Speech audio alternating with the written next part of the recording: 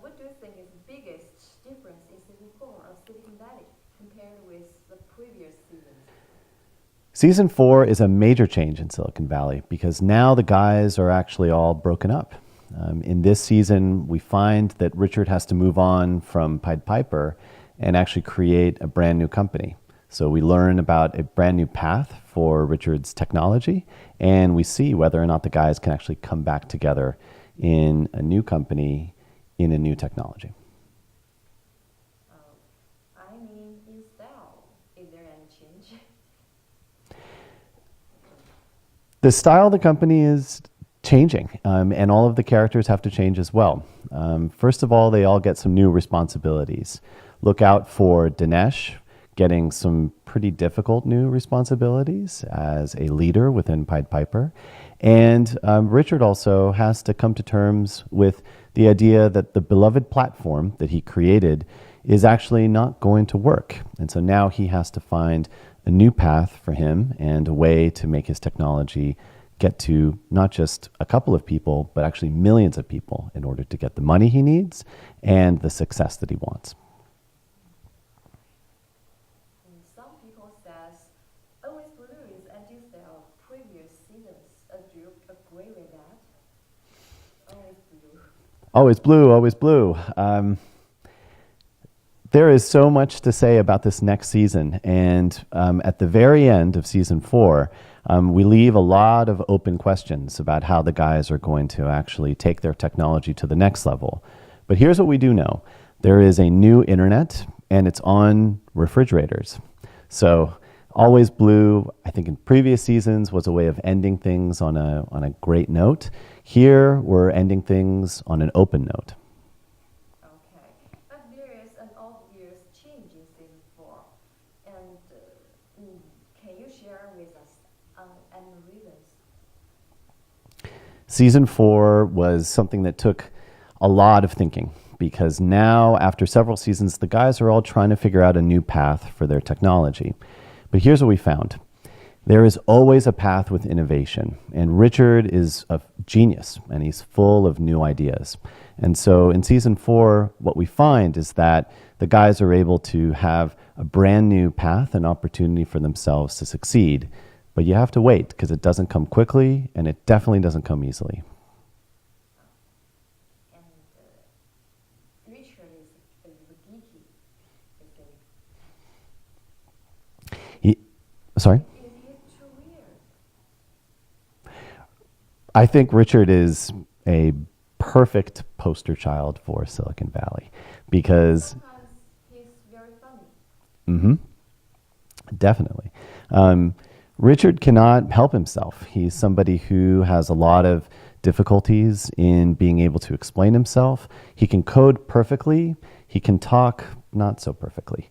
So the goal for us as the creators and the writers of the show is to be able to find a way for Richard to get into the craziest scenarios. But what we do know is that in the end, he always comes out on top because he's geeky, but also really, really smart.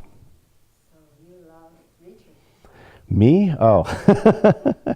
I've met so many people in my career who are very similar to Richard. And here in China, there must be millions of people that are just like Richard, smart and determined and entrepreneurial. And of course we love him because we want him to succeed. But he has no money at first. And he's early time. Yeah, very few people who come to Silicon Valley actually have money. What they have is an idea and a dream. So our journey with Richard is that he has a brilliant innovation in creating a compression technology. And his problem actually is not that he has no money, is that he has too many options of money. He has challenges in actually telling investors no at the beginning. And then over time, it gets more and more interesting as the company itself starts to struggle. And in season 4, what we learn is that they actually have to make it on their own. And so we'll see if they succeed. So you don't need to glorify the wealthy people in your show. I think the show manages to make fun of just about everybody in Silicon Valley. So there are some people who are very rich, and we definitely make fun of them. And there are some people who are struggling at just the beginning, and we laugh just as much at their struggles as well. We can see ourselves in the show. I certainly hope so. I've been really impressed with how in China there's a new startup culture, which is very big and it's growing. It's amazing to see how many new startups are here in China. And I think that a lot of the stories that we have in Silicon Valley are probably happening right here in China as well. Yeah, some boss has bad temper, very picky. Definitely. There's always challenges. In our show, one of the biggest bosses is Gavin Belson, and he's incredibly difficult to work with. And so in this upcoming season, Gavin faces a lot of challenges because now for the first time, he actually has a competitor. And so we see whether or not he's able to survive. Yeah, he's lucky, some lucky guys. But someone could not survive when they face this situation. Mm-hmm. It is same in China. Yeah, startups are not for everybody. The way that it's been described to me is that being in a startup is a little bit like eating glass. You have to love a very painful experience and to be determined. But if you can succeed, it is a success beyond your wildest dreams. So is there any prototype of the story? The show is written in a collaborative fashion. So we have some of the best comedy writers in the business. Mike Judge and Alec Berg, who created the show, are absolute comedic geniuses. And they put together a whole team of people who come up with the story for the show. The prototype, actually, it doesn't exist. Every year, we start from zero, and we decide on how the story is going to come together. And we use comedy writers. We also use a lot of technology consultants. There's over 200 engineers and technology experts who come together, and every year they help us be able to tell a story that is really funny and also really accurate. Yes, I see. One of my friends guess it's a story about the Jobs, who made Apple. And what's your view about Jobs? Oh, I grew up loving Steve Jobs. He was like a rock star for me. And I used to go, totally, right? And I used to go to conferences in which I used to listen to him speak, and every word that he would say, I listened to. And I was incredibly sad to see him pass. But we love Apple, and Apple is still here, which is a way of living his dream is able to live on. Okay, I'd like to know what's your contribution to the show. And we're curious about where you find the materials for the scripts or the source of the inspirations. So I'm a founder of several companies myself. I've worked in many startups, and I've also been an investor. So I've invested in many startups. And my role in the show is to work with the comedy writers to be able to make sure that every detail of the show is as accurate as possible. And the way I do this is I find a whole network of people that help us to create the story. We have around 200 people that are actively working with us to make sure that every single piece of plot or dialogue or character is completely accurate in the show. And my job is to take all of this and to try to help the writers make it funny. So do you like to make up sentences by yourself? The dialogue of the show is something which is actually very carefully scrutinized. You see, our audience is actually very technically aware. We have engineers and very senior people in Silicon Valley that watch the show, so we have to make sure that every sentence is completely accurate. Every bit of dialogue makes sense for very, very technical people. It is very hard, yeah. So. Because audience may take the show seriously and point out a lot of mistakes. Right. Can you give us any examples? Interesting examples. One of the most controversial episodes that we had from a technical perspective was in season 2, we had an episode where one of the characters takes a bottle and he puts it on top of a keyboard and presses the delete key. And suddenly we have millions of files which are deleted. And it's a big crisis on the show. And people asked us, how is this possible that you have a single bottle of alcohol, putting it on top of a keyboard? Could that actually delete files in this way? And the answer is yes. We actually had 3 security experts work with us to be able to define exactly how it's possible. Even if it's rare, it still is possible to do this. So the internet, when they saw this episode, they went completely crazy. And people were criticizing the show, but also we had a whole group of people who are fans of the show on the internet saying, wait a minute, this is actually true. And so they defended us as well. Do you ever afraid of some people cannot get it or cannot catch it? They think it's not so funny. My mom still laughs at the show, and she's not an engineer. We try to make the show something that everybody can appreciate and understand. And I'll tell you why. Today, everybody's lives is touched by technology. The phone in your pocket has many apps, each of which are an essential part of your life. Like here in China, Tencent has WeChat, and you cannot even exist without WeChat. It's an essential part of your life. And so our show, it asks a question. What if you have an idea and you actually want to make the next WeChat? And the goal is for us to be able to present to you a story about how that is actually possible and all of the crazy things that can happen to you if you decide to create your own technology. Yes, and we can expect more romance in the coming seasons. I know there in a lot of love story in the season 4. Yeah, well, romance is very difficult in Silicon Valley because people are working pretty hard, and the guys there they're a little different. So we have a journey with all of the characters. Many of them find love. It should be noted that Jared is by far the most successful with women, and I think this season you actually have a chance to see this, which is pretty unexpected and pretty funny as well. Yes, but you must consider the female audience. Sure, of course. Well, one of the ways we think about it is that we actually tell the story of women engineers. And one of my favorite characters in the show is one where it's actually a female engineer who was hired to work for the company. And in Silicon Valley, this is actually pretty rare. There are far less women engineers than men. Here in China, actually, it's very different. In senior technology positions here in China, 80% of the 80% of the executives are actually women.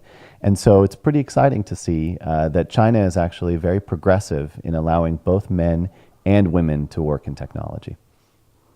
So what's the difference between the Big Bang and the Silicon Valley, you think? Both are great shows. I think that Silicon Valley is the story about some really young people who are trying to grasp a dream of trying to create a really impossible technology.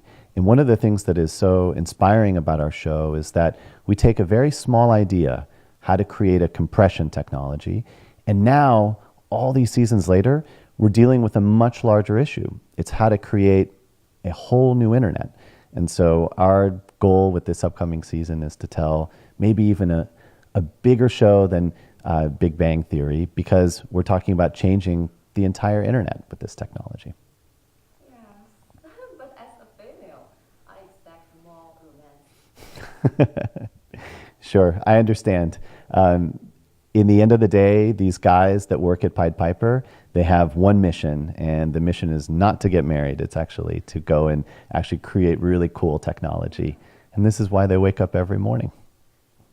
I want to see how they fall in love with others.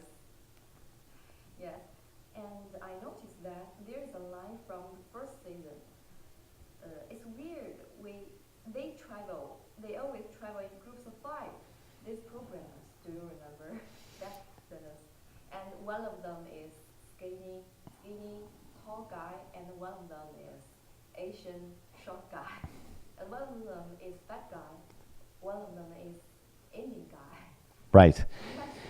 So one of the cool things about the technology industries is that they are one of the biggest sponsors of visas in the United States. And what they do is many of the technology companies, they hire people from all over the world in order to come and work for them.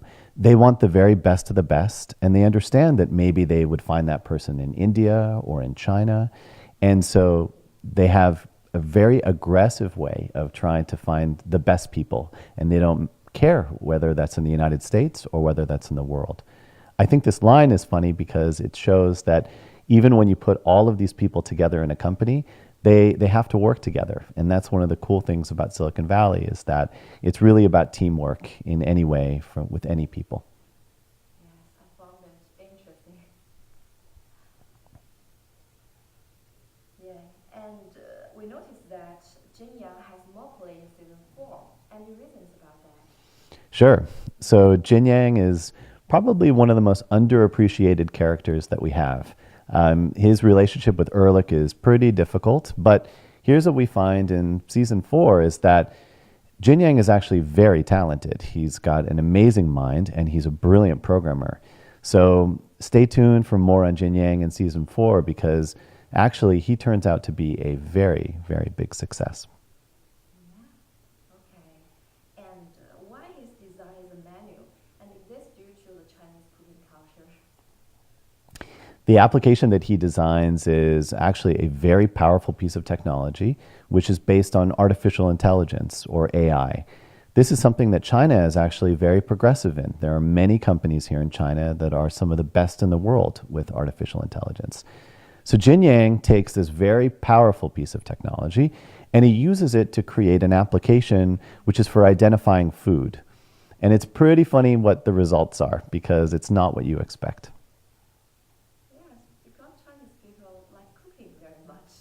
I think so. And Jin Yang is pretty hungry. He's eating quite a bit. Because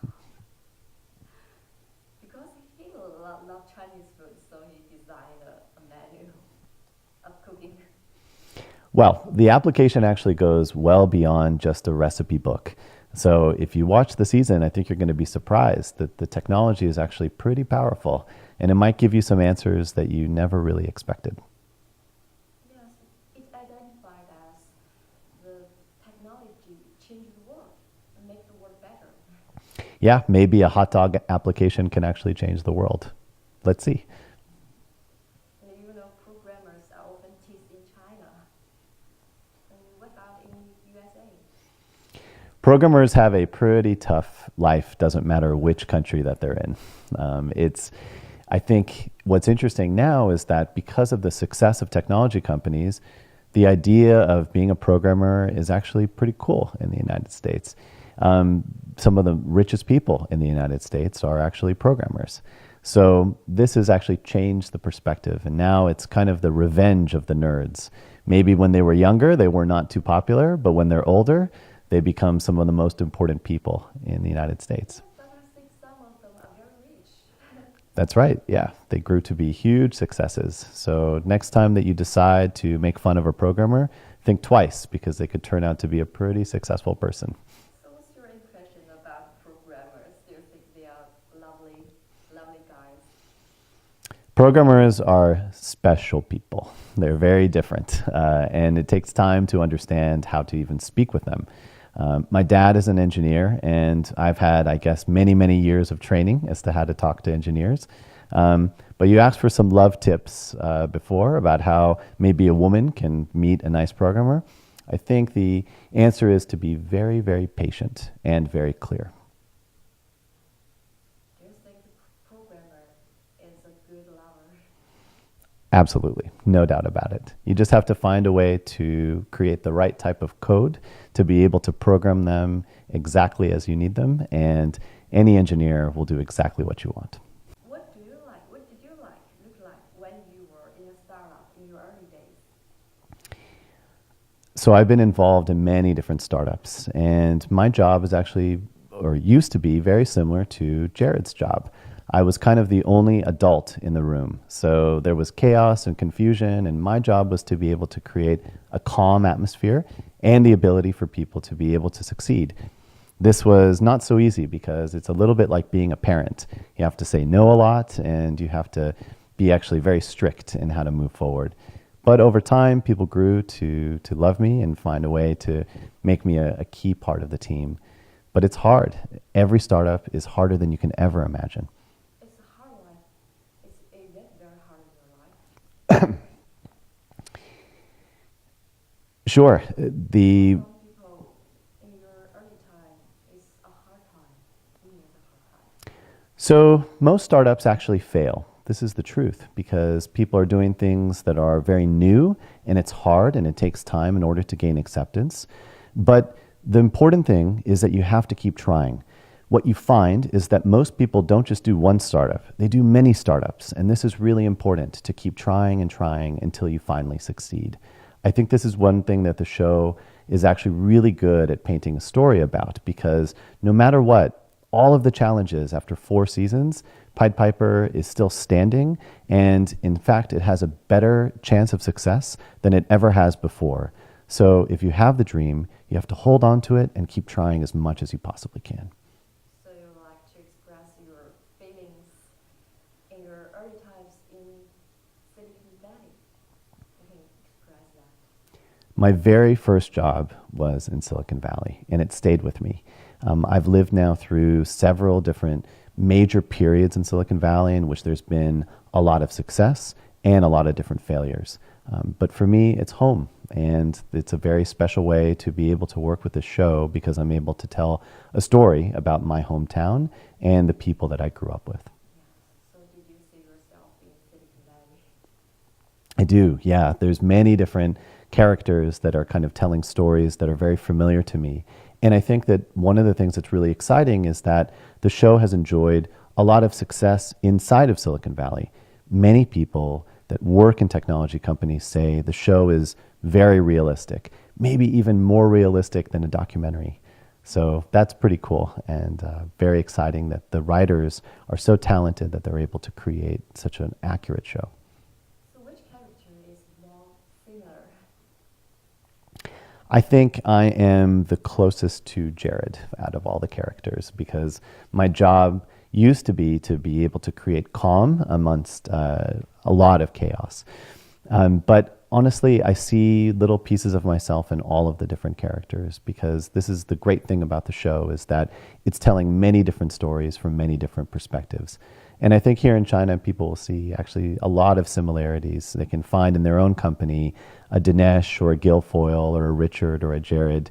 These are kind of eternal characters that can last forever and in kind of any different circumstance. I'm curious about who was the first person to mention the idea that, hey, let's make a comedy about Silicon Valley instead of a drama. And it is much harder to make a comedy than drama. Sure. So the original show was created by Mike Judge. And Mike actually has a history. He used to be in Silicon Valley as an engineer. So he decided to work together with HBO to go and create a story about how a small startup succeeds. And he had the good fortune of being able to create a team together with Alec Berg, who is a really famous writer who worked on Seinfeld, which is a really popular show in the US. And it was this combination of Mike, who had the experience and a certain brand of humor, and Alec, them coming together to create this really incredible show. We were thankful that HBO was really able to give them a platform to tell the show in such a unique way. We're now 4 seasons later, and it's because of a lot of great support from people in all parts of the HBO network. How detailed and you were monitoring the show, maybe a line on a piece of paper or something that written on a whiteboard in the show, how detailed that you are monitoring? Are you challenged sometimes? There is no detail that is too small in this show to get accurate. So take a look when you're actually watching this show and you'll see some pretty cool things. For example, on some of the whiteboards, you actually have full equations of math and coding that if you actually did the math, you'd find out it's completely real. You may even find that there's some of the code that's on there which has hidden messages inside of it. So we spend a lot of time to make sure that every piece of dialogue, but then also everything that you see on the screen in the smallest detail is something that you can actually think of as almost like a code where you're able to unlock a secret message within it. It's really exciting to have Silicon Valley here in China. It is available on Tencent Video and also on Penguin TV.